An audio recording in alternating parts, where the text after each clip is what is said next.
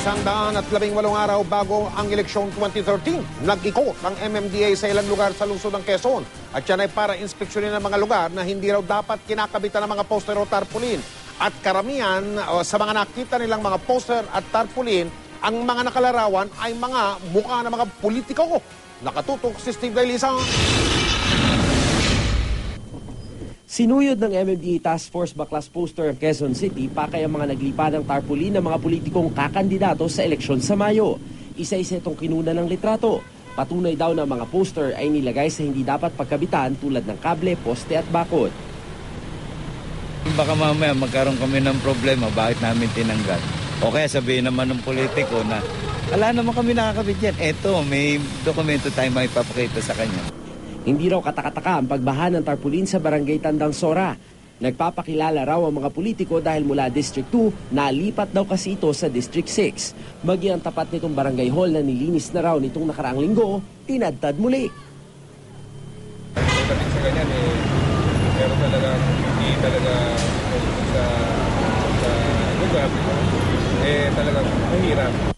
Alinsunod sa COMELEC Resolution 9598, binibigyang kapangyarihan ng MMDA at DPWH na magtanggal ng posters na ikinabit sa hindi common poster area na itatalaga ng COMELEC sa pagsisimula ng campaign period sa February 12 para sa senatorial at party list candidates at March 29 para sa local candidates. Pero hindi pa raw malinaw kung kabilang sa babaklasin ng premature election materials. So siguro illegal po yun dahil may campaign period Tsaka palagay ko magde-designate ng common poster area ang COMELEC. Nire-refer siguro dito ng Commission on Elections yung iboto si ganito. Bukas susuyurin muli ng MMDA makinunan ng litrato para baklasin. Mas mainam daw sana kung kusang magbabaklas ang mga kandidato pero mukhang malabo raw ito. Alam na nila sir. Diyan makikita ang disiplina ng tao. Disiplina. Kumbaga sa sarili pa lang dapat disiplinado tayo. Lahat ng mga nauna ng binaklas na Apple poster itatambak muna sa ilalim ng Santolan flyover. Hindi pa man opisyal na nagsisimula ang campaign period para sa eleksyon sa Mayo, heto't sangkaterba na yung mga pinagbabaklas ng MMDA ng mga tarpaulin at poster ng mga kakandidato.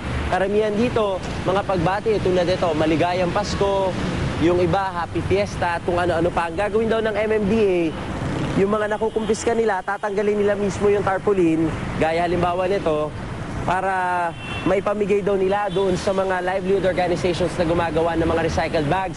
Dahil nung nakaraang 2010 elections, daan-daang tonelada rin ng mga tarpaulins yung kanilang nakampiska at kahit papaano, yung mga na-recover, napakinabangan pa.